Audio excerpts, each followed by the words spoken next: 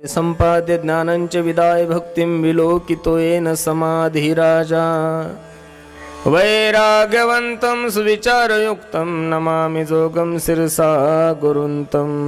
हरे राम राम राम हरे हरे, हरे कृष्ण कृष्ण कृष्ण हरे हरे।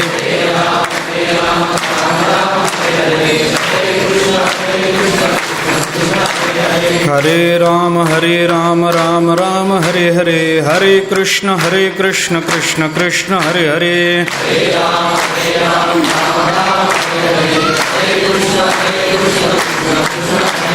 हरे राम राम हरे हरे, हरे कृष्ण कृष्ण कृष्ण हरे हरे।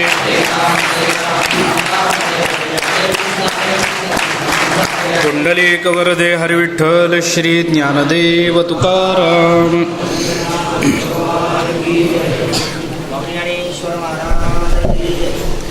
मावळवीत विश्वाभासु, नवल उदयला चंडांशु, अद्वयाब्जिने विकासु वंदू आता।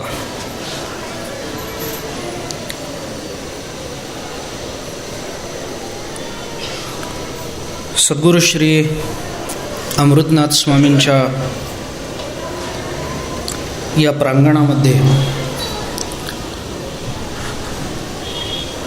आपण त्यांच्याच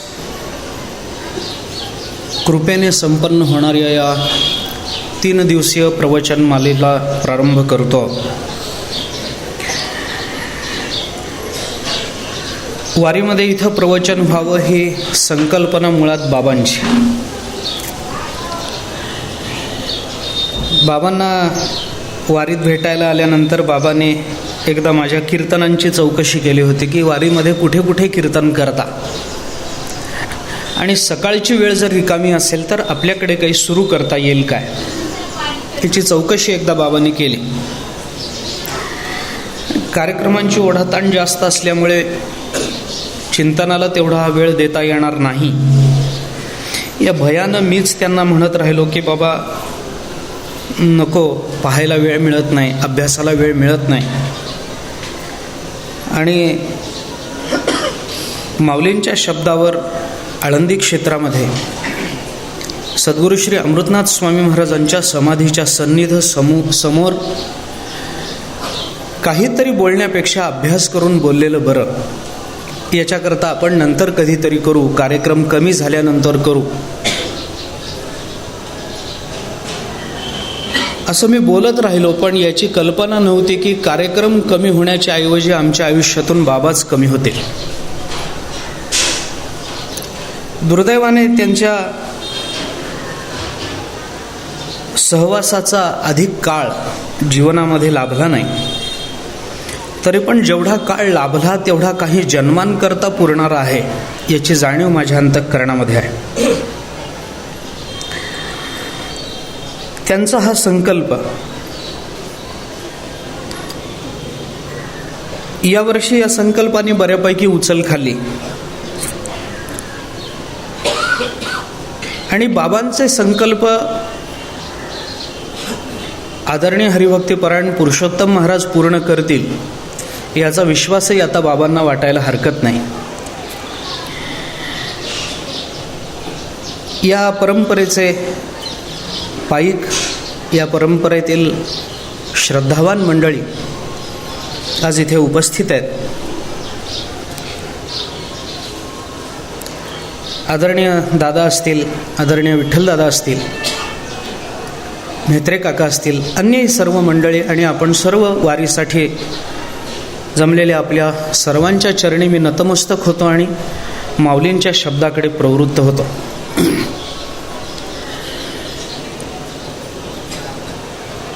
ज्ञानेश्वर महाराजांनी आपल्या सद्गुरूंचं नमन ज्ञानेश्वरीमध्ये ज्या अध्यायांमध्ये केलेलं आहे त्याच्यामध्ये 16व्या अध्यायाला एक विशेष असं स्थान आहे। 16वा अध्याय याचं बीज 9व्या अध्यायात आहे।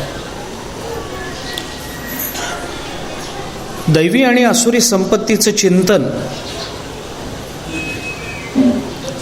या अध्यायामध्ये भगवंतानी अर्जुनाला विशेष रूपानं सांगितलेलं आहे. 9व्या अध्यायामध्ये या विचाराला प्रारंभ झालेला आहे. पण राजविद्या राजगुह्य सांगण्याच्या हेतूने प्रवृत्त झालेले भगवान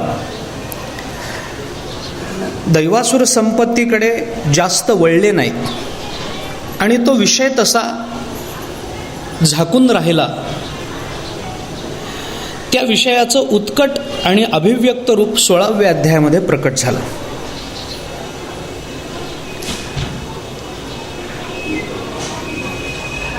याच्यामध्ये भगवंतांनी दैवी संपत्ती आणि असुरी संपत्ती या दोन्हीचाही विचार सांगितला. आणि याच्या आरंभी दैवी संपत्तीला प्रारंभ करण्यापूर्वी ज्ञानेश्वर महाराजांनी आपल्या सद्गुरूंना वंदन केलं, नमस्कार केला. या नमस्काराचे हेतू वेगळे. असुरी संपत्ती ही याच अध्यायामध्ये असल्यामुळे आणि दैवी संपत्ती ही याच अध्यायामध्ये असल्यामुळे दैव संपत्तीच्या प्राप्तीकरता सद्गुरूंचं पाठबळ हवं म्हणून नमस्क्रियारूप मंगलाचरण झालं. आणि असुरी संपत्तीच्या त्यागाकरता आवश्यक ते धैर्य पाहिजे म्हणून सद्गुरूंना नमस्कार झाला. परमार्थामध्ये परमात्म स्वरूपाच्या प्राप्तीकरता प्रयत्न करणाऱ्या साधकाला केवळ आणि केवळ आपल्या ताकदीनं परमार्थकडेला नेता येत नाही. याच्याकरता आत्मिक बळाबरोबर सातत्य आणि निष्ठा यांच्या जोरावर सुरू केलेली ही साधना कुणाच्या तरी कृपेची अंकित झाल्याशिवाय पूर्णतेला जात नाही. मग हे बाहेरून मिळणारं जे साह्य साधकाला लागतं हे 2 ठिकाणाहून त्याला मिळत असतं. एक भगवंताकडून मिळतं आणि दुसरं सद्गुरूंकडून मिळत असतं. योगशास्त्रामध्ये पातंजल योगसूत्राचा किंवा योगशास्त्राचा जर विचार आपण केला, ईश्वर हा बाह्य सहाय्यकारी आहे असं चिंतन योगशास्त्रामध्ये येतं. ईश्वर मानला नाही असं नाही, किंवा पूर्वमीमांसेचा जरी विचार केला तरी सुद्धा ईश्वर पूर्वमीमांसेने मानला, पण तो बाहेरून मदत करण्याकरता मानला. तो ईश्वर आत काही करत नाही. याच्याकरता त्याला मानावं, त्याची पूजा करावी, यज्ञयाग करावेत, त्याच्या प्राप्तीने आवश्यक त्या अनुकूल विषयांची प्राप्ती करून घ्यावी, समर्पणाचा भाव ठेवावा वगैरे वगैरेचा विचार पूर्वमीमांसेने विस्ताराने मांडला. ज्ञानेश्वर महाराजांनी मात्र पहिल्या अध्यायाचं नमन सोडलं तर जिथे जिथे वंदन करण्याचा विषय आला, नमस्कार करण्याचा विषय आला, तिथं फक्त सद्गुरूंना वंदन केलेलं आहे.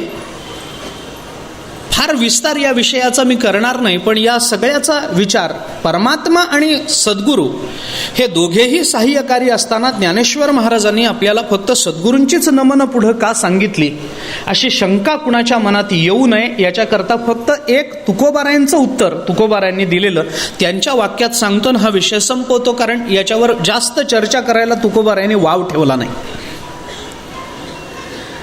परमात्मा आणि सद्गुरू हे दोघेही सहाय्यकारी असताना ज्ञानेश्वर महाराजांनी सद्गुरूंनाच वंदन का करावं याचं उत्तर तुकोबारांनी देऊन ठेवलं. माझ्या विठोबाचा कैसा प्रेमभाव, आपणची देव होय गुरु.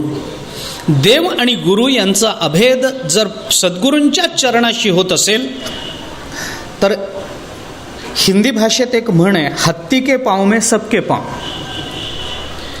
तसं एका सद्गुरूंच्या नमनामध्ये जी जी आदराची स्थानं आहेत आणि जे सहाय्यकारी घटक आहेत त्या सर्वांचा विचार आणि सर्वांना वंदन त्या एका चिंतनातून येईल याच्याकरता म्हणून ज्ञानेश्वर महाराजांनी सद्गुरूंना वंदन केलं.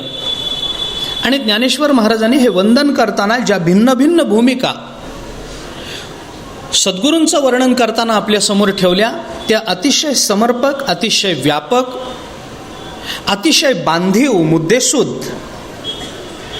आणि एखाद्या साधकाला सद्गुरूंकडे प्रवृत्त करणाऱ्या, सद्गुरूंकडे प्रवृत्त झालेल्या, सद्गुरूंच्या चरणाप्रती निष्ठा अबाधित ठेवणाऱ्या ज्यांच्या निष्ठा अबाधित झालेल्या आहेत त्यांना स्वरूपदर्शन करवणाऱ्या आणि ज्यांना सद्गुरूंचं स्वरूपदर्शन झालंय त्यांना ज्ञानोत्तर भक्ती करवणाऱ्या अशा या भूमिका आपल्याला ज्ञानेश्वरीमध्ये अनेक अध्यायाच्या प्रारंभी पाहायला सापडतात.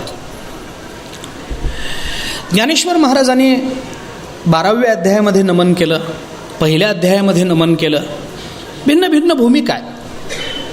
ही स्थानं एक विशेष अशी स्थानं म्हणून आपल्याला ज्ञानेश्वरीतली गृहीत धरावी लागणार आहे. आणि जोपर्यंत आपण या स्थानांचा विचार, या नमनांचा विचार करून पुढे जाणार नाही,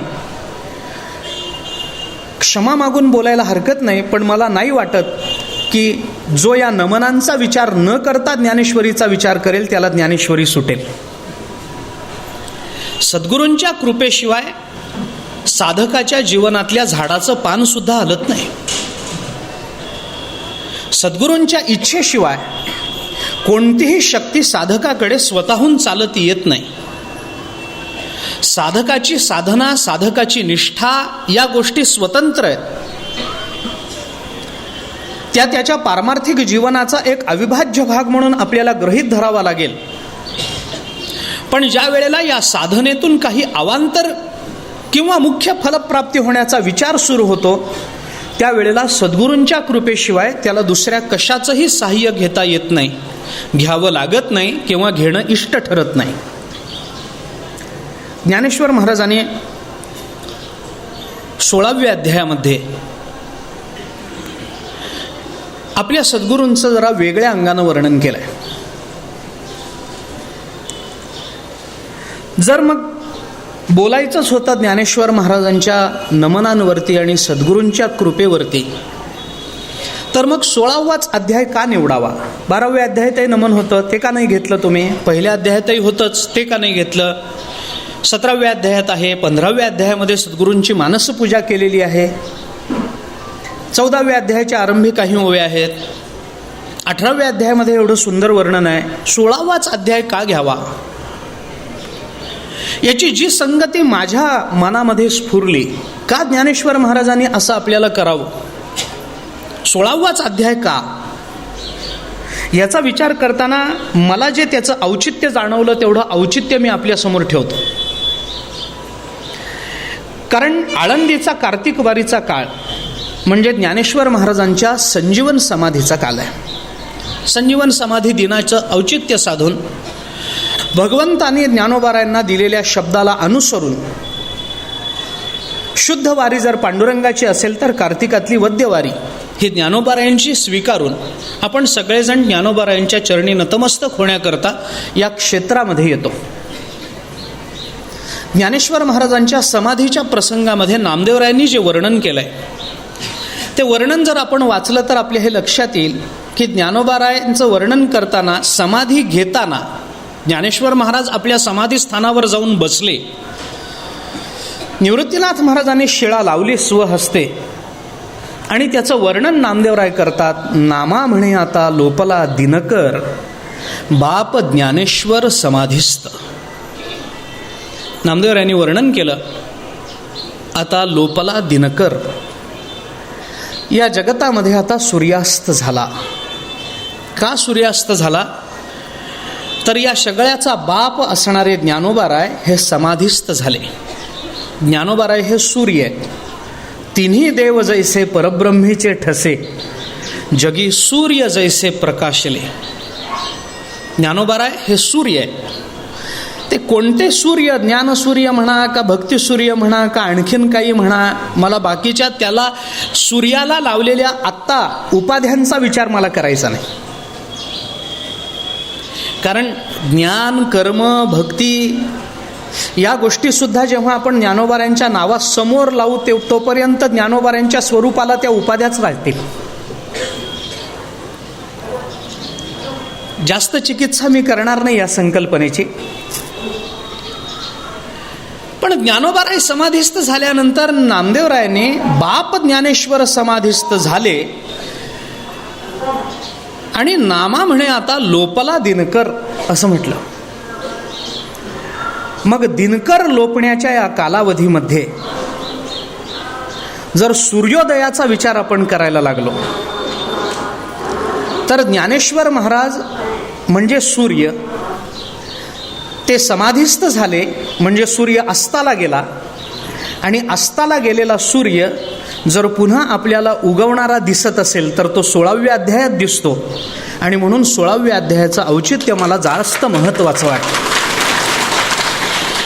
विलक्षण चिंतन आहे.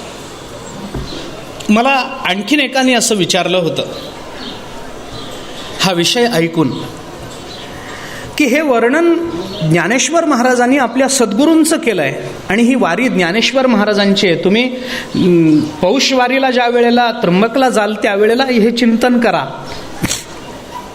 पण आत्ता ज्ञानोबरायांचं वर्णन करणारं काहीतरी सांगा. मला फक्त एवढंच प्रांजळपणाने आपल्याला सांगायचं आहे की ज्ञानेश्वर महाराजांनी आपल्या सद्गुरूंचं जे नमन केलं ते ज्ञानोबारायांनी सद्गुरूंचं केलं आहे. पण ज्ञानेश्वर महाराजांनी तुमची आमची इतकी मोठी सोय करून ठेवली आहे की आपल्याला ज्ञानेश्वर महाराजांचं वर्णन करण्याकरता दुसऱ्या शब्दांचा शोध घ्यावा लागत नाही. फक्त ज्ञानेश्वर महाराजांनी आपल्या सद्गुरूंचं केलेलं वर्णन आपण ज्ञानोबारायांचं म्हणून सांगायला लागलो की आपलं काम होऊन जातं. आपल्याला स्वतंत्र शोध घ्यावा लागत नाही. त्याच्या 2 भूमिका मी आपल्याला सांगतो. पहिली गोष्ट, आज या घडीला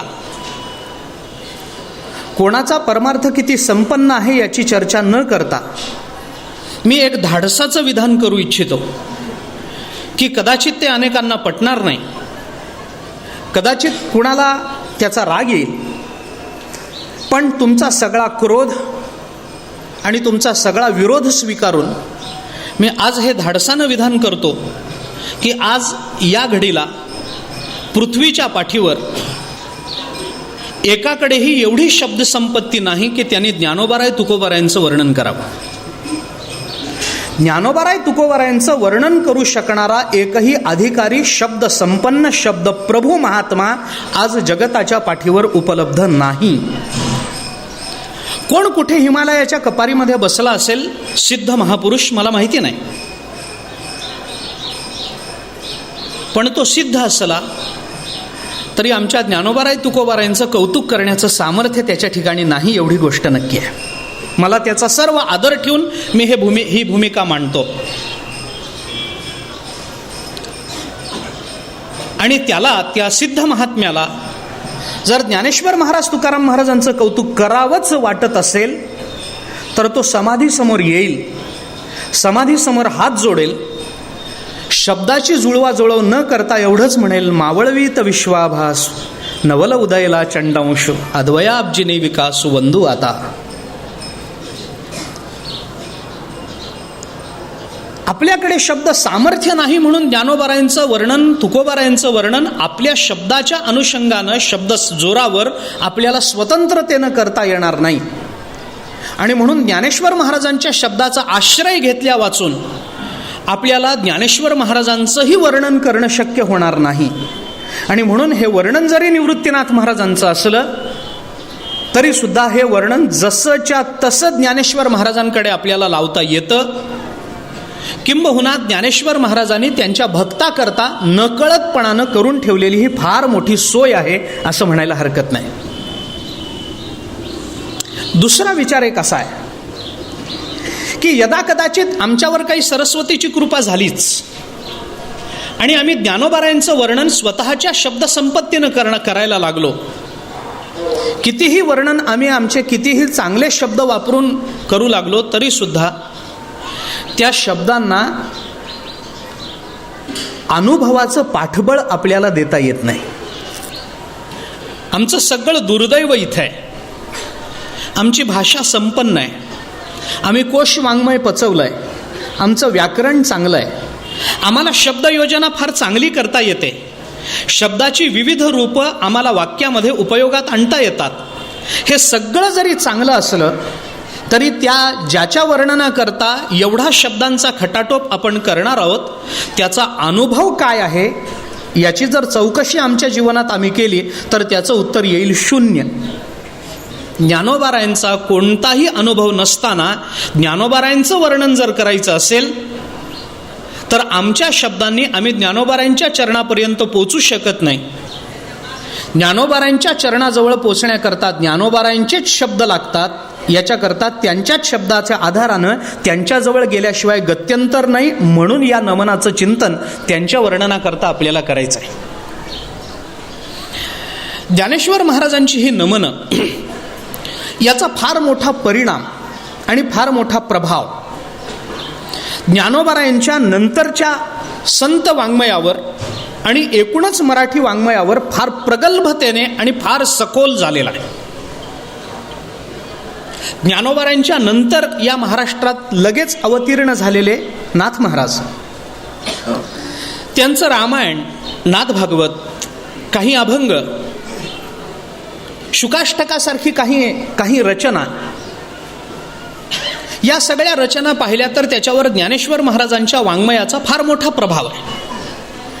नाथ महाराजांच्या नंतर लगेच या महाराष्ट्रामध्ये अवतीर्ण झालेले जगद्गुरु तुकोबाराय, त्यांच्या वाङ्मयावर ज्ञानेश्वरीचा आणि नाथ भागवत आणि भावार्थ रामायणाचा फार मोठा प्रभाव आहे.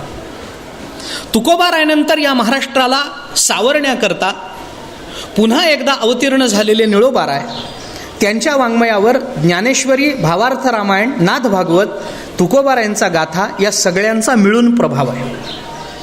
असं उत्तर संतांच्या वाङ्मयावर पूर्व संत, सर्व संतांच्या चरित्राचा आणि वाङ्मयाचा फार मोठा सखोल आणि प्रगल्भ परिणाम आपल्याला पुन्हा पुन्हा दिसून येतो. नाथ महाराजांच्या नंतर या महाराष्ट्रामध्ये 2 संतांचं अवतरण झालं. एक जगद्गुरु तुकोबाराय आणि दुसरे समर्थ रामदास स्वामी. नाथ महाराजांचं वाङ्मय वैपुल्य आपल्या वारकरी संप्रदायामध्ये सर्वात आहे. सर्वात जास्त विपुलता वाङ्मयाची कुणाची असेल तर ते 2 संत आहेत, एक नामदेवराय आणि दुसरे नाथ महाराज. यांच्या एवढं वाङ्मय वैपुल्य अन्य कुणाचं नाही. विपुल वाङ्मय त्यांनी लिहून ठेवलं. त्याच्यातल्या नाथ महाराजांचं वाङ्मय हे अधिक विपुल आहे. एवढ्या विपुल वाङ्मयाचा सर्वंकष असा आढावा नंतरच्या संत वाङ्मयामध्ये आपल्याला दिसतो. पण तरी सुद्धा वाङ्मय वैपुल्याचा विचार केला तर या वाङ्मयाची काही विभागणी झाली असं म्हणायला हरकत नाही. आणि नाथ महाराजांच्या भागवतातले भगवान श्रीकृष्ण तथा श्री भगवान पांडुरंगराय हे तुकोबारायांनी उचलले आणि नाथ महाराजांच्या भावार्थ रामायणातला राम समर्थ रामदास स्वामींनी उचलला. भावार्थ रामायणातला राम आत्माराम समर्थांकडे गेला तर पांडुरंग तुकोबारायांनी घेतला आणि पुन्हा या 2 प्रवाहाचा एक विशाल असा समुद्र या महाराष्ट्राला तारून, आध्यात्मिक भूमिकेतून तारून आजच्या स्थितीला त्या समुद्राने आपल्याला आणून ठेवलेलं आहे. याचं मूळ जर कुठे आपल्याला पाहता येत असेल, मला बोलायचं आहे काय की या सगळ्या नमनांचा विचार करत असताना या नमनांचा सुद्धा एक स्वतंत्र परिणाम नंतरच्या वाङ्मयावर झाला. म्हणून आपण जर नाथ भागवत उघडलं तर नाथ भागवताच्या काही अध्यायाच्या आरंभी ज्ञानेश्वर महाराजांनी केलेल्या नमनाप्रमाणे आपल्याला नमनं दिसतात. 12व्या अध्यायामध्ये ज्ञानेश्वर महाराजांनी आईचं रूपक केलं. ते सद्गुरूंच्या संबंधानं केलं, सद्गुरूंच्या दृष्टीच्या संबंधानं केलं, तुम्ही काही म्हणा. त्याच्यामध्ये 2 मतप्रवाह आहे. जय जय वो शुद्धे उदारे प्रसिद्धे अनवरत आनंदे वर्षतीये, हे ज्ञानेश्वर महाराजांनी आपल्या सद्गुरूंच्या संबंधानं केलेलं विधान आहे. असं एक भूमिका, असा एक मतप्रवाह आहे. आणि दुसरा मतप्रवाह असा आहे की ज्ञानेश्वर महाराजांनी हे सगळं वर्णन सद्गुरूंचं केलेलं नाही, सद्गुरूंच्या कृपादृष्टीचं केलेलं आहे. विषय व्याळे मिठी दिधली अनुठी ताठी, ते तुझी कृपादृष्टी, गुरुकृपादृष्टी निर्विषय होय दृष्टी. आणि पुढचं सगळं आलेलं वर्णन हे सद्गुरूंच्या दृष्टीचं चिंतन आहे, असा एक मतप्रवाह नंतरच्या काळामध्ये सापडतो. आणि हे सगळं वर्णन सद्गुरूंचं आहे, असा एक मतप्रवाह आपल्याला नंतरच्या काळामध्ये सापडतो. पण ते चिंतन काय, किंवा पहिल्या अध्यायामध्ये पहिल्यांदा ओम नमोजी आद्या म्हणून केलेलं वस्तुनिर्देश रूप नमन, त्याच्यानंतर येणारं नमस्क्रिया रूप नमन, त्याच्यानंतर येणारं सद्गुरूंच्या दृष्टीनं केलेलं नमस्क्रिया रूप नमन, हा क्रम काय, 14व्या अध्यायामध्ये गुरूंचं केलेलं स्तवन काय, 17व्या अध्यायामध्ये गणपतीचं केलेलं रूपक काय, 18व्या अध्यायामध्ये अतिशय प्रगल्भ मराठीचा विचार करून विलक्षण अशा पद्धतीने शब्दांची योजना गुंफण करून त्याचं वैलक्षण्य दाखवून देणारं नमन काय? या सगळ्या नमनांचा विचार करताना नाथ महाराजांच्या सर्व नमनांवर ज्ञानेश्वरीचा किती सखोल परिणाम आहे याचं चिंतन आपल्याला करता येतं. ज्ञानेश्वर महाराजांनी आईचं रूपक केलं, गणेशाचं केलं, सूर्याचं केलं. नाथ महाराजांनी सूर्याचं रूपक सद्गुरूंच्या संबंधानं केलं, वैद्याचं केलं, अशा वेगवेगळ्या गणेशाचं केलं, अशा वेगवेगळ्या अंगानं उपेंद्राचं चिंतन केलेलं आहे, इंद्राचं चिंतन नाथ महाराजांनी केलेलं आहे. ही रूपकं सगळी सद्गुरूंच्या संबंधानं स्फुरित झाली, ती मुळात ज्ञानेश्वरीतून स्फुरित झाली हे लक्षात घेतलं पाहिजे. ज्ञानेश्वर महाराजांनी या 16व्या अध्यायामध्ये सद्गुरूंचं जे नमन केलेलं आहे ते रूपक अलंकारातून केलेलं आहे. वेदांत वेद वाङ्मयाचा विचार करताना 3 प्रकारच्या मंगलाचा नमस्काराचा विचार, मंगलाचरणाचा विचार आपल्याला वेदांतात पाहायला सापडतो. एक वस्तुनिर्देश रूप नमन असतं, एक नमस्क्रियारूप नमन असतं आणि तिसरं आशीर्वाद रूप नमन असतं. ढोबळ विषय आपल्याला सगळ्यांना माहिती आहे, विस्तार करत नाही, फक्त एक एक प्रमाण देऊन पुढे होतो. ओम नमोजी आद्या वेद प्रतिपाद्या जय जय स्वसंवेद्या आत्मरूपा हे वस्तुनिर्देश रूप नमन आहे. वस्तू म्हणजे ब्रह्म, वस्तू म्हणजे परमात्मा. अव्याकृत ब्रह्माला वस्तू अशी संज्ञा वेदांतामध्ये येते. वस्तू सच्चिदानंदाद्वयं ब्रह्म अज्ञानादि सकल जड समूह अवस्तू असं वेदांत सारात आलंय. वस्तू म्हणजे ज्ञानेश्वर महाराजांनी वस्तू हा शब्द ब्रह्म या अर्थाने पुष्कळ ठिकाणी वापरला. हा विचारोनी अहंकार सांडिजे मग असतीचं वस्तू होईजे आपलीच स्वस्ती सहजे आपण केले. पुष्कळ ठिकाणी वर्णन आलं. उपजेते नाशे नाशिले उपजेते नाशे ते मायावशे दिसे, 2रा अध्याय. उपजेते नाशे ते मायावशे दिसे एरवी तत्वता वस्तू जे असे ते अविनाशीची. अविनाशी तू तद्विद्धी येन सर्वमिदं ततम्. वस्तू जे, वस्तू ब्रह्म, आम्ही तो केवळ वस्तूची आहोत. हे सगळं वस्तू या शब्दाचा अर्थ ब्रह्म असा. वस्तू निर्देश रूप नमन मंगल म्हणजे ब्रह्माचं चिंतन करणारं, ब्रह्मस्वरूपाचा विचार करणारं असं ते नमन असतं. 2रा प्रकार नमस्क्रियारूप नमनाचा आहे. नमस्क्रियारूप नमनामध्ये 2 प्रकार. एक शब्दरूप नमस्क्रियारूप नमन आणि दुसरं अशब्दरूप नमस्क्रियारूप नमन. 12व्या अध्यायाचं 16व्या अध्यायाचं नमन हे नमस्क्रियारूप नमन. वंदू आता नमस्क्रियारूप नमन.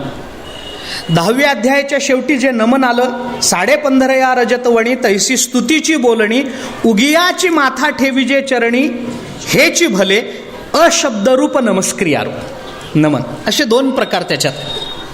आणि एक आशीर्वाद रूप नमन जे चांगदेव 65च्या सुरुवातीला स्वस्ती श्री वटेशु जो लपोनी जगदाभासु दावी मग ग्रासू प्रकटला करी. स्वस्ती श्री वटेशु स्वस्ती, तुमचं कल्याण असो असं म्हणून ज्ञानेश्वर महाराजांनी जे नमन केलं, स्वस्ती या पदाने नमन झालं. या नमनाचे 2 फायदे आपल्याला वाङ्मयामध्ये पाहता येतात. त्याच्यातला पहिला फायदा असतो ते म्हणजे पारमार्थिक वाटचालीमध्ये जे अशुद्ध आमच्या प्रारब्ध बलाने आमच्या पारमार्थिक वाटचालीत प्रतिबंध म्हणून येणार असतं त्याची निवृत्ती व्हावी एक. आणि दुसरं, या पारमार्थिक वाटचालीमध्ये आम्हाला शुभाची प्राप्ती व्हावी हा 2रा. अशुभाची निवृत्ती व्हावी हे पहिल्यांदा आणि कल्याणाची प्राप्ती व्हावी हे 2ऱ्यांदा. वैदिक मंगलाचरणामध्ये याच क्रमानं आपल्याला हा विचार पाहता येतो. कशा करता नमन करायचं? अशुभानी निराचष्टे तनोती शुभ संततिम स्मृती मात्रेण यत् पुंसाम ब्रह्मतन्मंगलम परम अतिकल्याण रूपत्वात नित्य कल्याण संश्रयात स्मर्तृणाम वरदात्वाच ब्रह्मतन्मंगलम विदुः. वैदिक मंगलाचरण आपण करताना आपल्या पाठाच्या सुरुवातीला आपण हे मंगलाचरण करतो. त्याच्यामध्ये अशुभानी निराचष्टे, अशुभाची निवृत्ती व्हावी आणि अतिकल्याण रूपत्वात नित्य कल्याण संश्रयात. अतिकल्याणाची प्राप्ती होऊन नित्य कल्याणाचा कायम आश्रय आमच्याकडून व्हावा याच्याकरता मंगलाचरण केलं जातं. मंगलाचरणाने हे होतं का याचा विचार केला तर याची दोन उत्तर आपल्याला मिळतात. मंगलाचरणाने असं होतं आणि मंगलाचरणाने असं काही होत नाही. काही ग्रंथ मंगलाचरण न करता कडेला गेलेले आहेत आणि काही ग्रंथ मंगलाचरण करूनही अर्धवट राहिलेले आहेत. विस्तार मी करत नाही. मग हे करावं की करू नये, परिणामाचा विचार पाहता हे करावं की करू नये याचा ज्ञानेश्वर महाराजांनी केलेला विचार एवढाच आहे की करावं. मग परिणामाचा विचार काय? ज्ञानेश्वर महाराजांचं संपूर्ण ज्ञानेश्वरीतलं हेच सांगणं आहे, फलाची अपेक्षा ठेवून कर्म करूच नका, तुम्ही कर्म करा, फल मिळत राहील. कर्मण्येवाधिकार असते मा फलेषु कदाचन. कर्माची अपेक्षा माणसाने कर्म करावं, आपला शिष्ट सांभाळावा. संप्रदायातून मागे काय घडलं याची चिकित्सा करण्याचा अधिकार तशा अर्थाने आपल्याला आत्ता तरी नाही. तो विचार तुकोबारायांनी करावा, तो विचार ज्ञानेश्वर महाराजांनी करावा. वेदमार्गे मुनी गेले त्याची मार्गे चालिलो ज्ञानेश्वर महाराजांनी म्हणावं. येण्याची पंथे चालो जाता संतांनी म्हणावं, मान्य आहे. आम्ही मागे काय केलं, आत्ता काय करणार आहोत. वाचा बोलो वेदनीती करू संती केले ते तुकाराम महाराजांनी म्हणावं, योग्य आहे, त्यांना तो अधिकार आहे. पण पूर्वी असं झालंच नाही म्हणून आम्ही तसं करावं याला अर्थ नाही. अगदी ढोबळ उदाहरण द्यायचं झालं, एखाद्याच्या घरामध्ये वारी असताना त्याचे वडील जर वारीला आल्यानंतर आळंदी किंवा पंढरपूरलाच वारले तर त्यांनी पुन्हा आळंदी पंढरपूरला यावं की येऊ नये? मागे काय झालं हा प्रश्न नाही. आम्ही जर पंढरपूरलाच किंवा आळंदीलाच मेलो तर त्याचं उत्तर एवढंच आहे, यापर्यंत दुसरं भाग्य नाही.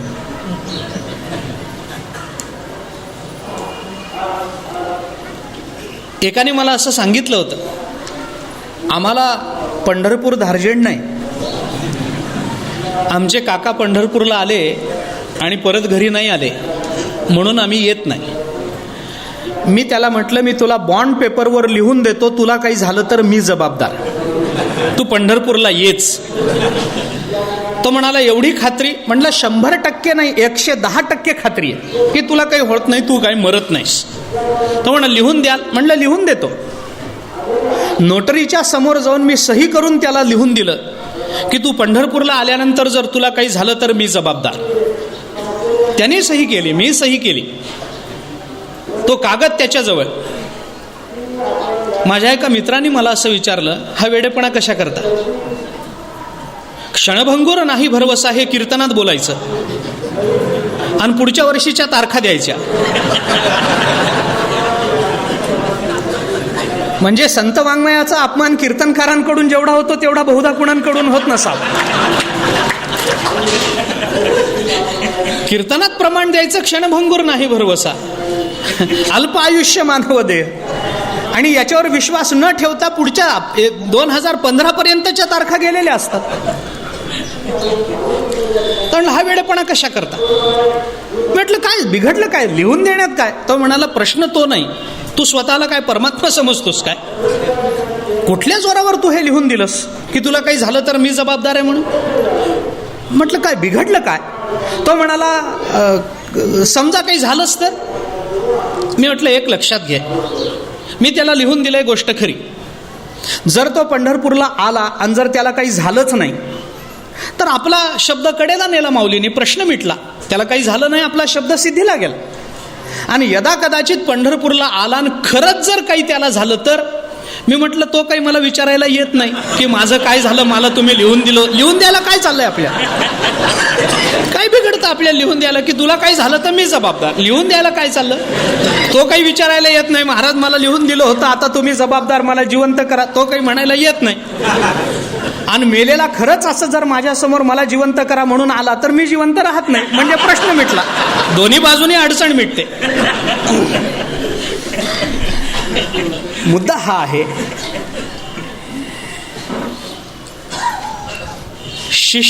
शिष्टाचार जो काही विषय आपल्या परंपरेने आपल्या जीवनामध्ये निर्माण करून ठेवलेला आहे, कोणत्या भूमिकेतून हा शिष्टाचार पाळावा, नमन करावं, याचा परिणाम काय होतो हा गौण प्रश्न आहे. ग्रंथसिद्धीला जाईल किंवा न जाईल हा भगवंताच्या इच्छेचा प्रश्न आहे. पण मागच्या संत महात्म्यांनी नमन केलंय ना, आपण करायला पाहिजे. काही वेळेला मी जरा क्षमा मागून बोलतो, अलीकडच्या विचारांना माझा विचार जरा विरोधी वाटेल, जरा छेद देऊन जाणारा विचार आहे, पण तरी मी हे आपल्या समोर आळंदीत बोलतो आहे, महाराजांच्या समाधीसमोर बोलतो आहे. काही वेळेला आपल्याला कळत नसलं तरी अनुसरण करणं हे आपल्या हिताचं असतं.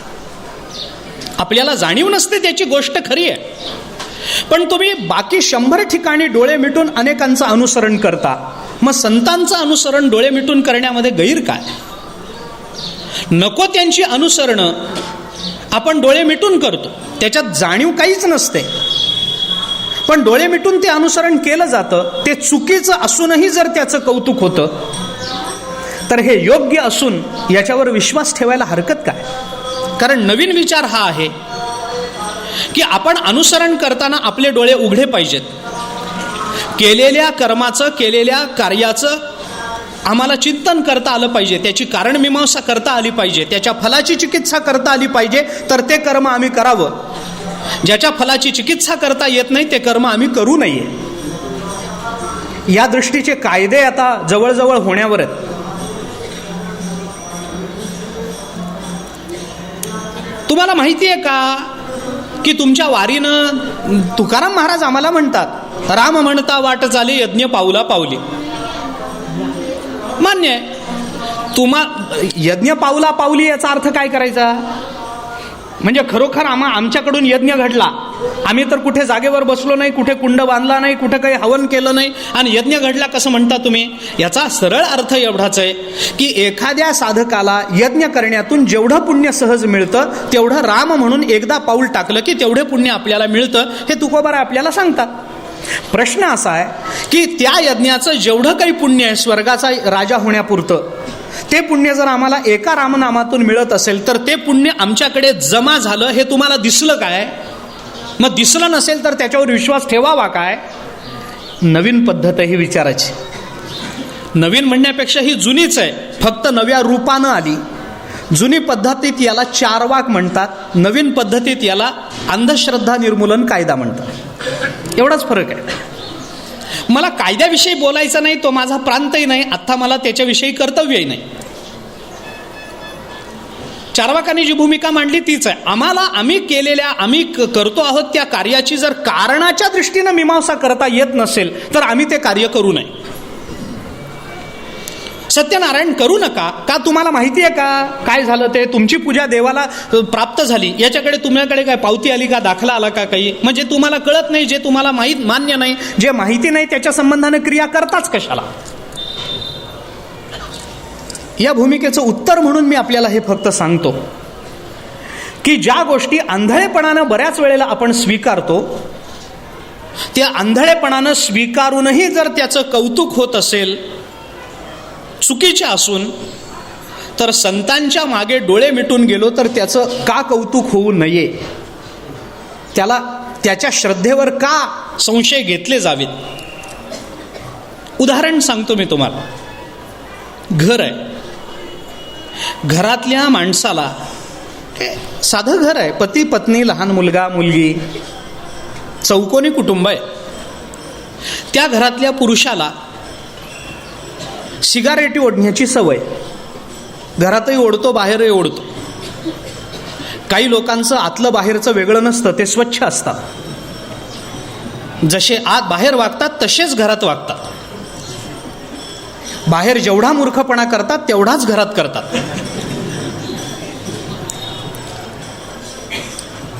सिगारेटी ओढण्याची सवय, तो घरात बसून सिगारेटी ओढतो. त्याचा मुलगा ते पाहतो. मुलाला याची कल्पना नाही, तो मुलगा 4 वर्षाचा आहे, त्याला याची कल्पना नाही की सिगारेटी ओढण्याने काय होतं, आयुष्याची नासाडी कशी होते, तुकोबारांच्या मनातून आपण कसे उतरतो, तुकाराम महाराज आपल्याकडे बघायला सुद्धा का तयार होत नाहीत, आपण व्यसनं का करू नयेत, व्यसन केल्याने मनुष्यत्वाची हानी काय होते, संपत्तीचा व्यय काय होतो, बुद्धिभ्रष्ट कशी होते, शरीर रोगाचं आगर कसं बनतं, मुलाला याची काहीही कल्पना नाही. मुलगा ते बापाचं आचरण पाहतो आणि कोणी मित्रमंडळी वगैरे आली की बापही त्याला कौतुकानं विचारतो, बाळा तुझे बाबा सिगारेट कशी ओढतात, मग ते पोरगं हातामध्ये पेन घेतं, 2 बोटामध्ये धरतं आणि सिगारेट ओढल्याच्या आविर्भावामध्ये ते पेन फुंकून दाखवतं. बापाला आणि घरातल्या आईला आणि येणाऱ्या पाहुण्यांना याचं कौतुक वाटतं की नाही. आमचा मुलगा किती बारीक लक्ष ठेवून आहे, आमच्या मुलाचं निरीक्षण किती बारीक आहे, हे जर तुला आधी कळतं तर सिगारेटी ओढू नको ना. पण त्याचं कौतुक होतं ना. मग मुलगा बापाचं जर स्वैर अनुसरण न कळतपणाने करतो तर ते कौतुकाला पात्र होतं. तर ज्ञानोबाराय तुकोबारायांच्या मागे आम्ही आंधळेपणानं अनुसरण करतो, ते का कौतुकाला पात्र होऊ नये, ते आमचे बाप नाहीत. कौतुकाला पात्र झालं पाहिजे. आमच्या मागच्या संत मंडळींनी नमन केलं, त्या नमनाचा परिणाम त्यांच्या जीवनामध्ये काय झाला हे आम्हाला जरी दृष्ट नसलं तरी त्यांनी नमन केलं ही क्रिया अनुसरण्यासारखी असल्यामुळे आम्ही देखील नमन केलं पाहिजे. आणि म्हणून शिष्ट संप्रदाय टिकवण्याकरता, वैदिक संप्रदाय टिकवण्याची जबाबदारी ज्या महात्म्यांवर येते ती मंडळी मंगलाचरण केल्याशिवाय राहत नाही. आणि या सगळ्याचा विचार करूनही मंगलाचरणाने ग्रंथ सिद्धीला जाईल न जाईल हे ज्यांना माहिती आहे तरी देखील ते मंगलाचरण अवश्य करतात. तीच मंडळी वैदिक संप्रदाय टिकवण्याच्या योग्यतेची असतात आणि त्यांच्याच खांद्यावरती धुरा दिली जाऊ शकते. समचरण दृष्टी विटेवरी साजिरी, सुंदर ते ध्यान उभे विटेवरी, सदा माझे डोळे जडो तुझी मूर्ती. हे सगळे अभंग काय आहेत? एका अर्थानं आपण मंगलाचरणच म्हणतो ना हे तुकोबारायांनी केलेलं. समचरण दृष्टी विटेवरी साजिरी गाथ्यातला 1ल्या क्रमांकाचा अभंग आहे. याची आम्हाला कल्पना नाही की तुकाराम महाराजांच्या मुखातून पहिल्यांदाच हा अभंग प्रकट झाला असा नियम आहे काय, माहीत नाही आम्हाला. हा कदाचित तुकाराम महाराजांच्या ज्ञानोत्तर भक्तीचा परिपाक म्हणून या शब्दांची उत्पत्ती झाली असेल. सदा माझे डोळे जडो तुझी मूर्ती कशासाठी झाली त्याची चिकित्सा मला अभंगाची करायची नाही आहे.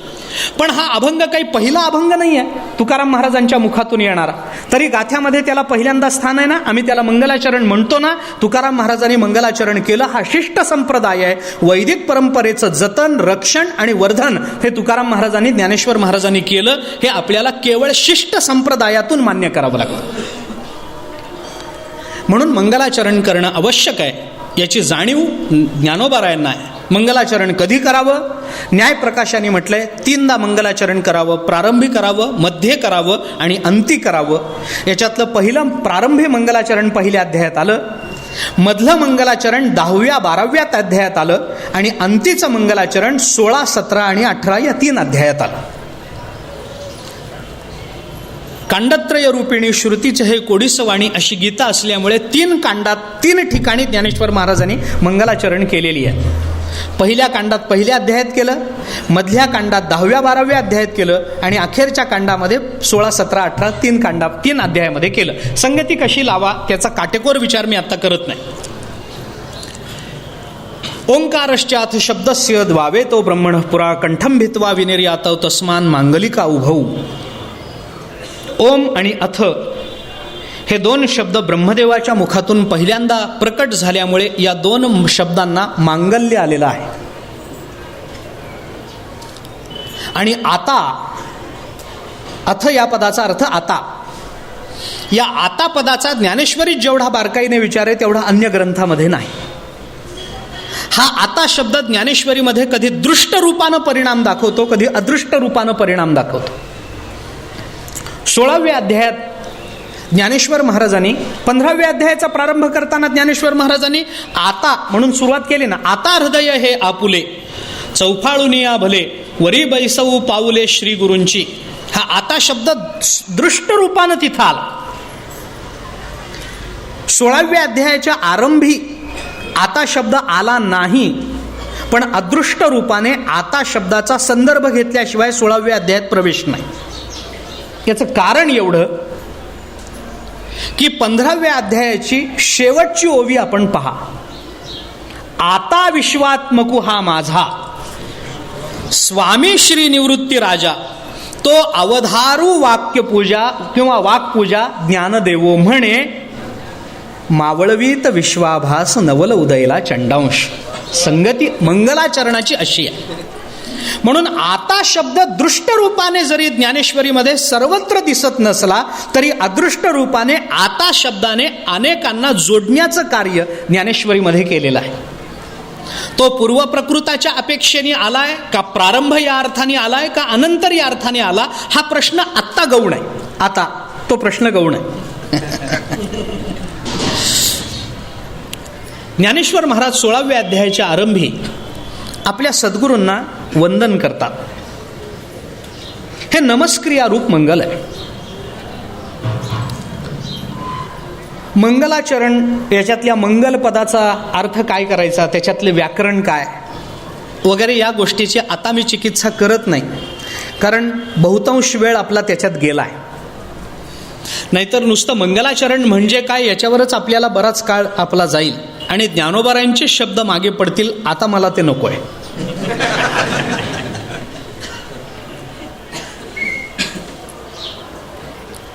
मावळवीत विश्वाभासु नवल उदयला चंडांश, अद्वयाब्जिने विकासू वंदू आता. ज्ञानेश्वर महाराज वंदन करतात. ही संगती किती अलौकिक आहे याचा विचार करा. मी फक्त आता उल्लेख करतो आणि पुढे चलतो. आता विश्वात्मकू हा माझा स्वामी श्री निवृत्ती राजा, ज्ञानदेवो म्हणे. ते अवधारू वाक्पूजा ज्ञानदेवो म्हणे. आता विश्वात्मकू हा माझा, आता सुरुवात झाली. मावळवीत विश्वाभासू नवल उदयला चंडांशू, अद्वयाब्जिनी विकासू वंदू आता. संगती फक्त पाहून घ्या. आताने जिथं शेवट केलेला आहे त्या आताने आता प्रारंभ होतो आहे. हा आता शब्द फार गमतीचा आहे. आता हा जो शब्द आहे ना, अगदी त्याचं सामाजिक स्वरूप जर सांगायचं झालं तर आता हा शब्द ऐकणाऱ्याच्या अंतःकरणामध्ये उत्साह निर्माण करत असतो. हा आता शब्दाचा सार्वजनिक परिणाम. मी याची उदाहरणं तुम्हाला सांगतो. आता हा शब्द उत्साह निर्माण करतो हे म्हणण्याचं कारण असं की आपण सगळेजण प्रवचनाला बसलेला आहात आणि कुणीतरी एकाने येऊन या ध्वनिवर्धकावर सांगितलं की आता प्रवचनाला प्रारंभ होतो आहे. आपण सावरून बसतो ना, उत्साह निर्माण झाला. कशाने झाला? प्रवचनाला प्रारंभ होतो आहे याच्याने झाला का आता होतो आहे याच्याने झाला? आता प्रवचनाला प्रारंभ होणार आहेच आहे, माहितीच आहे आम्हाला. आता नाही, अर्ध्या तासाने होईलच होईल, पण आता होणार आहे म्हटलं की माणसाच्या वृत्ती उत्फुल्ल होतात. आणि प्रवचन सुरू झाल्यानंतर मी जर आता असं म्हटलं की या एका वाक्याने, शेवटच्या वाक्याने मी आता प्रवचनाची सांगता करणार आहे, तरी माणसं सावरून बसतात. आता सुरू होणार आहे याच्यानेही एक उत्साह निर्माण होतो आणि आता या प्रवचनाची या वाक्याने मी सांगता करणार आहे, उरलेला विषय आपण उद्याला पाहणार आहोत असं म्हणून आता सांगता करतो म्हटलं तरी माणसं सावरून बसतात, कारण निघायची गडबड असते. म्हणजे उत्साह निर्माण झाला की नाही, चला आता संपतंय, आता पुढे काय, आता इथून नाश्ता झाला की कुठेतरी फिरून येणं, फिरून आलं की जेवण झालं की थोडा वेळ झोप झाली की पुन्हा संध्याकाळी कुठेतरी फिरून यायचं, रात्री कुठेतरी आपण गप्पा मित्रांबरोबर थोडं इकडे तिकडे जाऊन यायचं, रात्री जेवण करायचं, झोपायचं, वारी आहे आपली.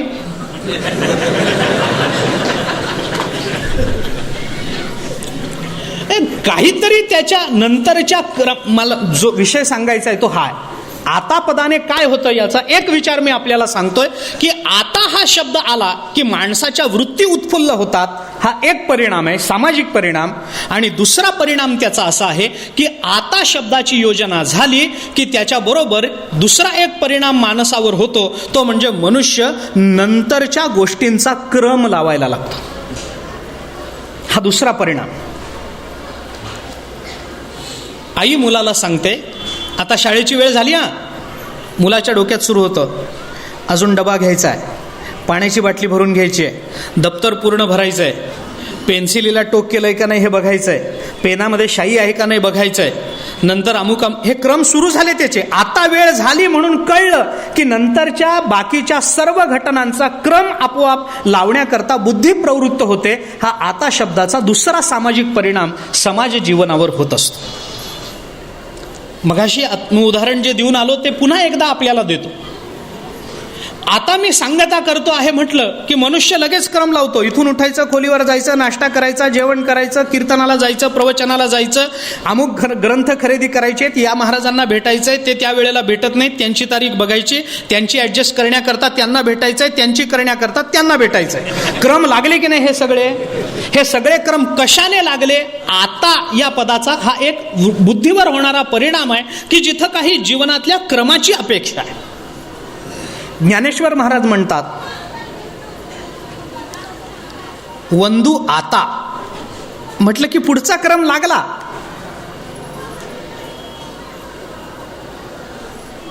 मागच्या आता हृदय हे आपुले, क्रम लागला पुढचा एक.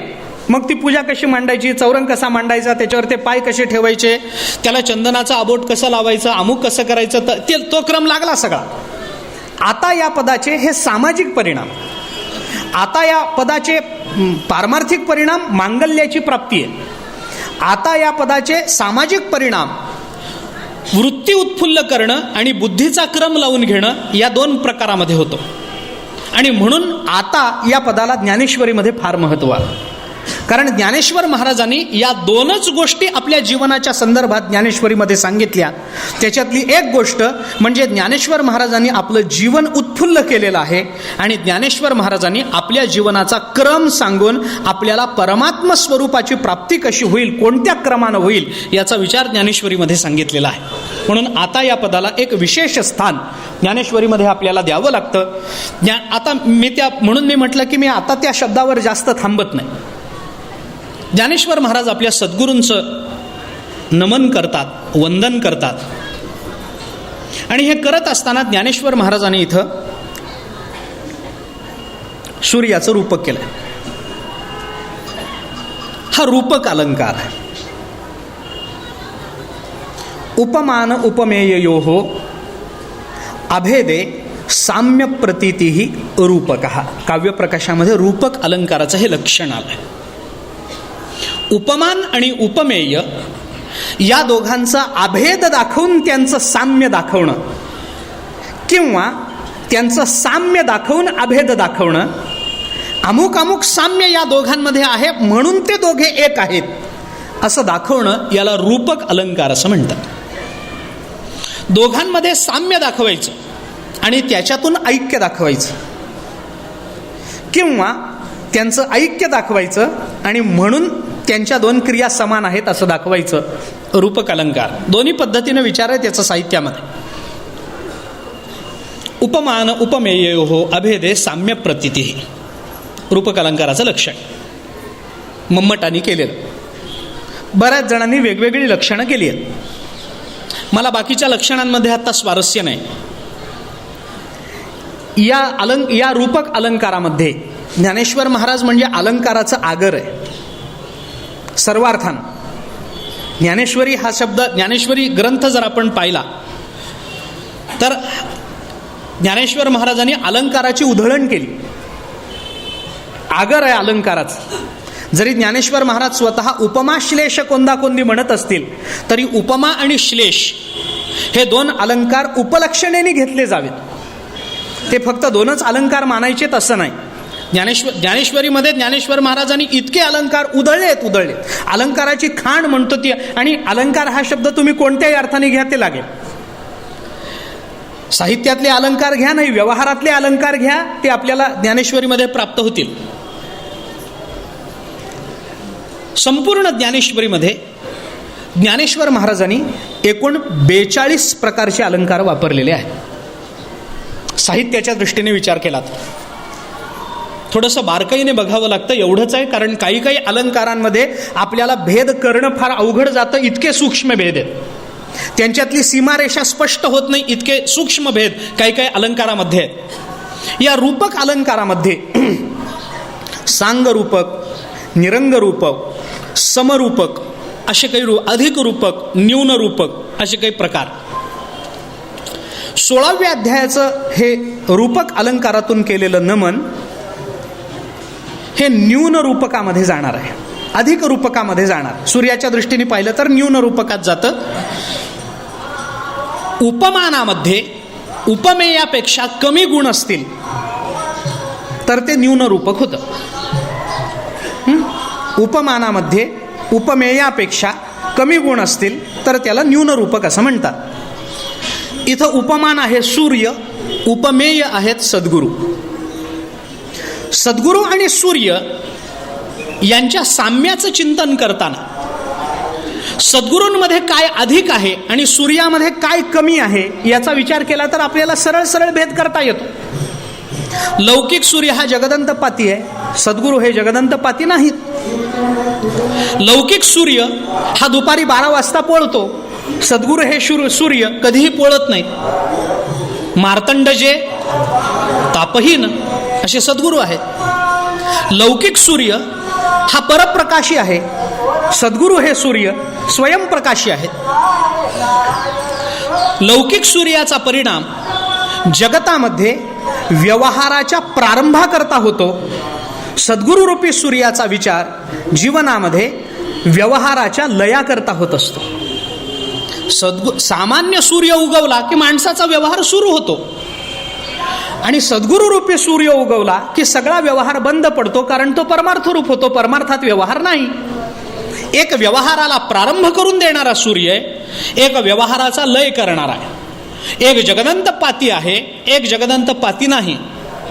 एक परप्रकाशी आहे, एक स्वयंप्रकाशी आहे. एक दुपारी पोळतो, दुसरा कधीही पोळत नाही. एक सूर्य आकाशमालेतला एक अंश आहे आणि सद्गुरू रूपी सूर्य हा एकमेवा द्वितीय आहे. एका सूर्याला सोडून अन्य सूर्याचं चिंतन करता येणं शक्य आहे. आपल्याला आता एक सूर्य दिसतो म्हणून आपण एक म्हणतो. असे कोट्यावधी सूर्य आकाशमालेमध्ये आहेत असं खगोलशास्त्र भागवत सांगतं आपल्याला. आपल्याला दिसायला एक सूर्य दिसतो, बरं तो दिसतो तरी सुद्धा तो परप्रकाशीच आहे, तो काही स्वयंप्रकाशी नाही. लौकिक सूर्य आपल्याला दृष्ट पदार्थाचं भान करून देतो, सद्गुरू रूपी सूर्य आपल्याला अदृश्य पदार्थाचं भान करून देतात. आपण त्याची प्रमाण पाहू नंतर. प्रमाण पुष्कळ आहे, फार विस्तार मी करणार नाही या तुलनेचा. सूर्य उगवला की आम्हाला काय दिसतं? घरातल्या माणसांचे चेहरे दिसतात, घरातली भांडी दिसतं, घर दिसतं, घराच्या बाहेर नदी दिसते, घराच्या बाहेर पर्वत दिसतो, घराच्या बाहेरचा रस्ता दिसतो, जाणारी येणारी वाहनं दिसतात, पर्वत दिसतो, नद्या नाले झाडं दिसतात, झुडपं दिसतात, म्हशी गायी दिसतात, वगैरे वगैरे वगैरे लाखो गोष्टी दिसतात. याचा कशा करता मी हे बोलतो? मी सकाळी सूर्य उगवल्यानंतर मी जर डोळे सूर्य उगवायच्या आधीच उघडले पाहिजेत खरं म्हणजे, पण सूर्य उगवल्यानंतर माझे डोळे उघडले आणि त्या सूर्याच्या प्रकाशामध्ये मला ज्या वस्तूचं भान झालं त्या वस्तू दृश्य का अदृश्य? त्या सगळ्या वस्तू दृश्य आहेत. रात्रीच्या अंधारामध्ये मला ती वस्तू दिसली नाही तरी ती तिथे आहे हे लक्षात घ्या. दृश्य पदार्थाचं भान करून देणं हे लौकिक सूर्याचं काम आहे आणि अदृश्य असणाऱ्या परब्रह्माचं भान करून देणं हे सद्गुरू रूपी सूर्याचं काम आहे. दृश्याचं भान आणि अदृश्याचं भान हा दोन्हीतला फरक आहे. लौकिक सूर्य की त्याच्याने द्वैत वाढतं, सद्गुरू रूपी सूर्य उगवला की सगळं द्वैत निवृत्त होऊन जातं, सगळं द्वैत संपून जातं. वेद मार्गे मुनी गेले त्याची मार्गे चालिलो, नकळेची विषय अंधा म्हणून उघड बोलिलो, चालता धनुर्धरा तरंगाकारे हरपलो, ज्ञानदेव निवृत्तीचा द्वैत सर्व निरसलो. सगळं द्वैत लयाला जातं. ज्ञानोबा तेच आपल्याला सांगतात, मावळवीत विश्वाभास. विश्वाभासू मावळवीत नवल उदयला चंडांश. ज्ञानेश्वर महाराजांनी हे केलेलं रूपक हे अधिक रूपक आहे, हे ज्ञानेश्वर महाराजांना स्वतःला मान्य आहे. कशावरून? नवल या पदाची योजना तेवढ्या करता झाली. नवल पद जर हे समरूपक असतं तर ज्ञानेश्वर महाराजांना नवल वाटलंच नसतं.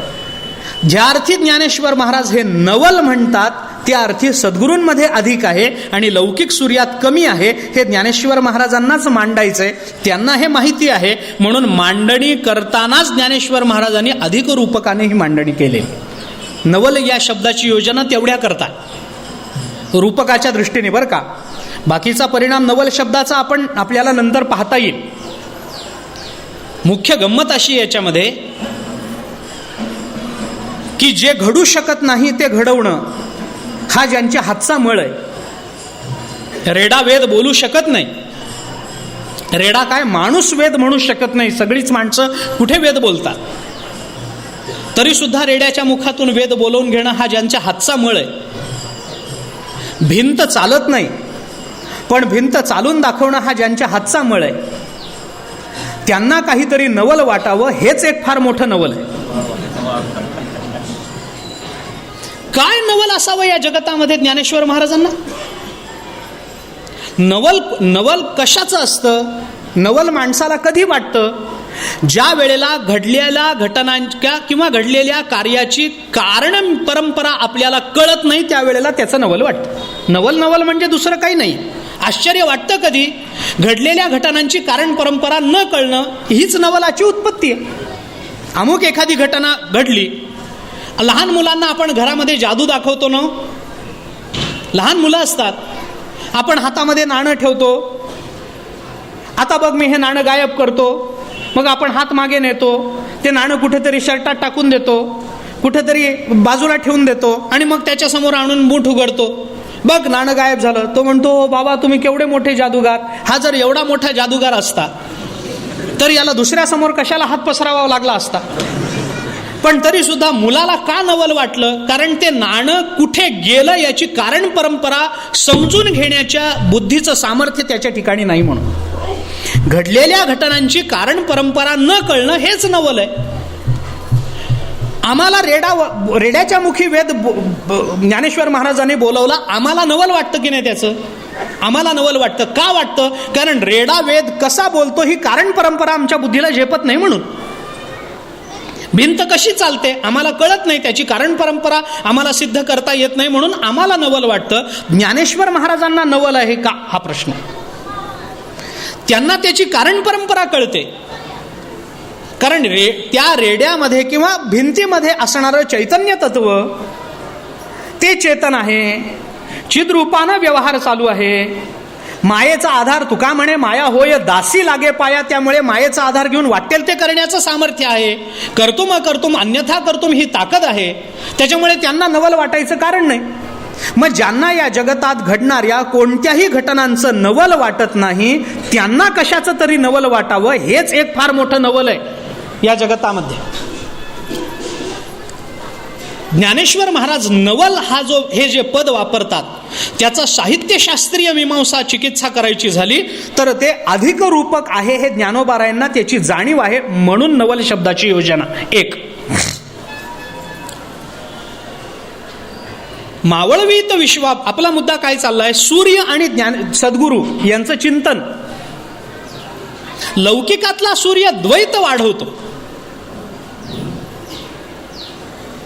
आणखीन एक फरक सांगतो. लौकिकातला सूर्य जगाला प्रकाश देतो. त्या प्रकाशानं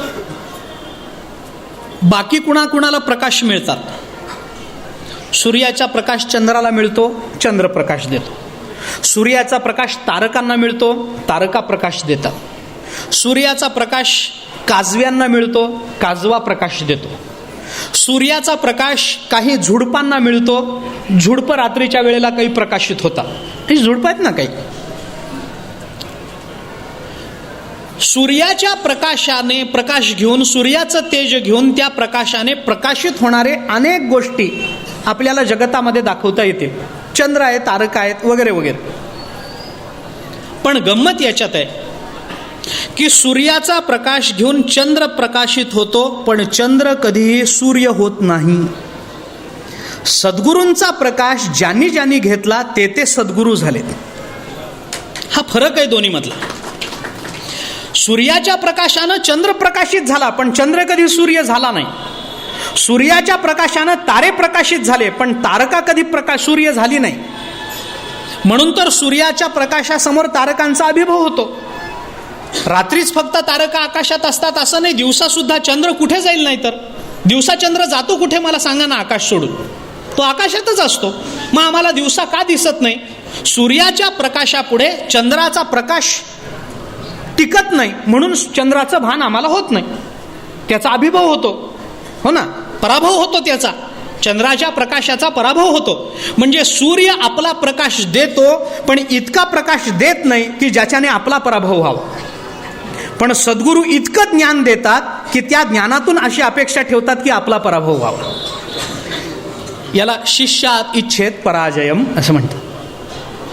माझ्या शिष्याला मी इतका मोठा करीन की त्याच्यासमोर मीच हरीन, असं समजणारा सूर्य या जगतामध्ये सद्गुरू सोडला तर दुसरा नाही.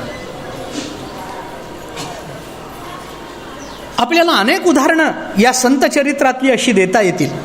तो पराभव मानायचा न मानायचा, अभिभव मानायचा न मानायचा, हा पुन्हा गौण मुद्दा आहे. आपल्या श्रद्धेचा विषय स्वतंत्र आहे.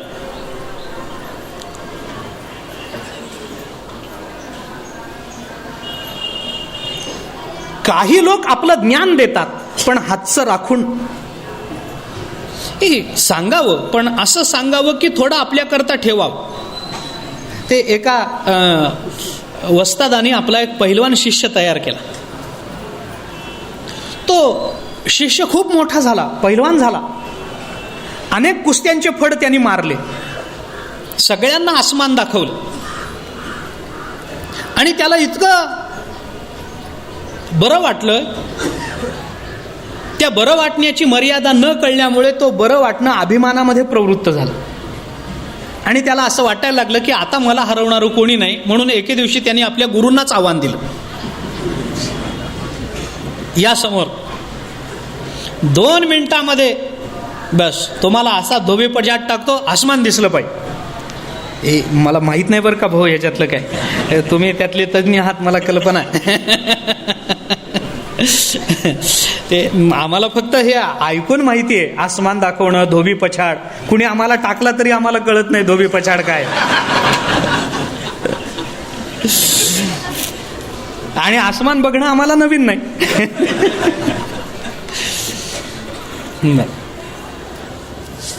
गुरूंना आव्हान दिलं, गुरूंनी ओळखलं. तुका म्हणे नरकी घाली अभिमान, हे बाधक आहे. गुरूंनी आव्हान स्वीकार. गुरु झालेले 80 वर्षाचे, हा 27-28 वर्षाचा. गुरूने आव्हान स्वीकारल्यानंतर सगळीकडे त्याची चर्चा झाली, मोठी गर्दी जमली. कुस्तीला सुरुवात झाली. ते काय माती कपाळाला लावणे वगैरे प्रकार असतात, ते सगळे झाले. झाल्यानंतर कुस्ती सुरू झाली. 1-1.5 मिनिटामध्ये गुरुने असा डाव टाकला, शिष्य उलथा. ते आसमान म्हणजे आसमानच नाही, आकाशातले तारे सुद्धा भर दिवसा दिसले. त्या पाठ लागली जमिनीला. गुरु जिंकले, सगळ्यांनी डोक्यावर घेतलं. संध्याकाळी हा शिष्य गुरूंकडे पाया पडायला म्हणून आला. गुरुजींना विचारलं, गुरुजी काय अलौकिक आहात तुम्ही, मला सगळं काय असा डाव टाकलात मला काही कळलं नाही, आणि इतकी वर्ष मी तुमच्याकडे शिकतो, हा डाव मला शिकवला नाही तो. गुरुजी म्हणाले, मला माहिती होतं तुझ्याकरताच राखून ठेवला होता, बाकीच्या तुला शिकवण्याच्या भानगडीतच पडलो नाही. देता येतं पण हातचं राखून. व्यवहारामध्ये माणसं देतात पण राखून देतात. सद्गुरू परमार्थामध्ये असं देतात की ते आणि आपण वेगळे राहतच नाही इतकं समान देतात. सूर्याचं देणं आणि सद्गुरूंचं देणं याच्यामध्ये एवढं अंतर आहे. म्हणून सद्गुरू रूपी सूर्य आणि लौकिकातला हा जड भौतिक सूर्य याच्यामध्ये चिंतन करताना ज्ञानेश्वर महाराजांनी अनुभवामृताच्या दुसऱ्या प्रकरणामध्ये सद्गुरूंचं चिंतन करताना ही भाषा वापरली. अरे ते वेगळं ठेवतच नाही. शिष्य आणि गुरुनाथू दोही शब्दाचा अर्थ एकची परी होतो श्री गुरुची. ज्ञानेश्वर महाराज बोल अनुभवामृतात. शिष्य आणि गुरु या दोघांना वेगळं गुरु ठेवतच नाहीत. आपुल्या पदी बैसविले बस. आपणच करून टाकतात, आपल्या पदावर बसवतात, आपलं सामर्थ्य देतात आणि आपण त्याच्याकडे वेगळ्या भावनेने पाहू शकतात. हे सामर्थ्य केवळ याच सूर्यामध्ये आहे. यामुळे या सूर्याच्या ठिकाणी जो काही अधिक वाढीव भाग आपल्याला दिसतो तो लौकिक सूर्यामध्ये दिसत नाही. म्हणून याला अधिक रूपक असं म्हणावं. ज्ञानेश्वर महाराज हे रूपक करताना एक नवल सांगतात. काय अधिक आहे? लौकिक सूर्य उगवला की विश्व दिसतं आणि हा सूर्य उगवल्यावर दिसत नाही. हा उगवताच विश्वाचा आभास मावळूनच प्रकट होतो. मावळवीत क्रिया चालू आहे. लक्षात घ्या. ज्ञानोबारायांच्या शब्दाचा चपखलपणा आणि ज्ञानोबारायांच्या शब्दाची गहनता ही पावलाला विचारात घेतली पाहिजे. ज्ञानोबारायांच्या ओवीचा भाव लक्षात घेऊन संतांच्या वाङ्मयाचं हे वैशिष्ट्य आहे महाराज. बाकीचं वाङ्मय वाचताना त्याच्यातला भाव घ्यावा, बाकीचं टाकून दिलं तरी चालतं. किंबहुना ते टाकून देण्याच्याच योग्यतेचं असतं भाव सोडला तर. कित्येक दिवाळी अंक काय, कादंबऱ्या काय, लघुकथा काय, कथा काय, यांच्यातलं काय फारसं तथ्य नसतं याच्यामध्ये. शब्दाचा डोलारा सोडला तर काही काढून टाकला तर काही तथ्य राहत नाही. मला कोणत्या साहित्यिकाचा अपमान करायचा नाही. पण संत साहित्याचं हे चिंतन आहे. साहित्य याचा अर्थ काय करायचा? साहित्य म्हणजे काय? हितेन सहितम साहित्यम. साहित्य म्हणजे ज्याच्यामध्ये हित साठवलेलं आहे त्याला साहित्य म्हणायचं. आणि हा जर अर्थ साहित्याचा केला तर मला नाही वाटत संत वाङ्मयाशिवाय दुसरं साहित्य या जगताच्या पाठीवर. ज्याच्यामध्ये हित साठवलं तेवढं संत वाङ्मयच आहे, बाकी दुसरं काही नाही. असो, तुकाराम महाराजांचं दृष्टांत घ्यायचा का सिद्धांत घ्यायचा? दोन्ही घ्यायचं. विचार नाही करायचा त्याचा. आम्ही त्याला एक उदाहरण देतो नेहमी की काही पदार्थ असे असतात. भुईमुगाच्या शेंगा याच्यामध्ये त्याज्य स्वीकारार्ह काही आहे की नाही? भुईमुगाच्या शेंगा जर आपल्या समोर आणून ठेवल्या तर आपण काय करतो? वरचं खातो, आतलं टाकून देतो. नाही म्हणजे तपासलं पाहिजे मधून म्हणून. वरचं टरफल टाकून देतो, आतल्या शेंगा खातो. खजूर आणून ठेवला, काय करतो? वरचं खातो, आतलं बी टाकून देतो. भुईमुगाच्या शेंगातलं आतलं खातो, खजुरातलं वरचं, खारीक खजूर वरचं खातो. पेढा आणून ठेवला, वरचं का आतलं? भानगडीत पडूच नका, तो जसा येईल तसा. संत वाङ्मय हे पेढ्यासारखं आहे. वरचा आतला विचार नाही करायचा. तुकाराम महाराजांचा, ज्ञानोबारायांचा दृष्टांत असू द्या, तो त्याच तन्मयतेनं ग्रहण केला पाहिजे ज्या तन्मयतेनं तुकोबारायांच्या, ज्ञानोबारायांच्या वाङ्मयातला सिद्धांत आपण ग्रहण करतो. कारण कोण जाणे, त्यांचा दृष्टांत सुद्धा आपल्याला ब्रह्मज्ञान देऊ शकतो. ताकद आहे त्यांच्या दृष्टांताची, सांगता येत नाही. याच्याकरता सगळंच्या सगळं ग्रहण केलं पाहिजे. मी हे अनेक वेळेला सांगतो, संतांच्या वाङ्मयातला काना मात्रा अनुस्वार सुद्धा फार महत्त्व बाळगू नये, त्याचा त्याग करू नये, चालत नाही. त्याचा त्याग नाही करून चालत. याच्याकरता म्हणून ज्ञानोबारांच्या सगळ्या शब्दांचं वर्म आपण लक्षात घ्या. ढोबळ मानाने ओवीचा अर्थ घेऊ नका. मावळून टाकून विश्वाभास नाही, मावळवीत विश्वाभास उदयला. विश्वाभास मावळवीत उदयला. म्हणजे ज्यांचा उदय होणार आहे हे कळल्या क्षणी विश्वाभास मावळायला लागतो, प्रारंभ होतो. उगवल्यावर मावळेल याच्यात नवल काय? उगवणार आहेत हे कळल्याबरोबर विश्वाभास मावळायला लागतो, ही ताकद आहे. ज्यांच्या येण्याच्या वर्दीनं समाजामध्ये शांतता पसरते, असं काही व्यक्तिमत्व असतात ना, येणार आहेत म्हटलं की माणसं सावरून बसतात. आणि काही व्यक्तिमत्व अशी असतात की ती येऊन बसली तरी माणसं सावरत नाही. असं होतं ना, काही वजनदार व्यक्तिमत्व असतात, आलेत आलेत, जवळ आलेत, येणार आहेत येणार आहेत, वाटेकडे डोळे लावून बसतात माणसं. काही लोकांच्या येण्याची प्रतीक्षा आहे आणि काही लोकांच्या बाबतीत जाण्याची प्रतीक्षा आहे. कधी जाणार आहेत, कधी निघणार आहेत. कीर्तन झाल्यावर कीर्तनकाराच्या जाण्याची प्रतीक्षा असते. कीर्तनाच्या प्रारंभी कीर्तनकार येण्याची प्रतीक्षा असते. कीर्तन झाल्यावर त्याला काही नसतं. आता हे कधी निघायचं महाराज म्हणून माणसं विचारतातच तोंडावर. असं कधी म्हणत नाहीत की उद्या कार्यक्रम नाही तर राहा ना आज निवांत आमच्याकडे, असं कोणी म्हणत नाहीत. कीर्तनाला विणा घेण्यापूर्वी माणसं विचारून ठेवतात, महाराज कीर्तनानंतर लगेच ना? लगेच. काही तुझ्यावर काही आमचा ताण नाही बाबा, लगेच निघणार, काही तू चिंता करू नको. होतास असो. मावळवीत या पदाचा अर्थ मला सांगायचा आहे म्हणून थोडंसं लांबलं, क्षमा करा.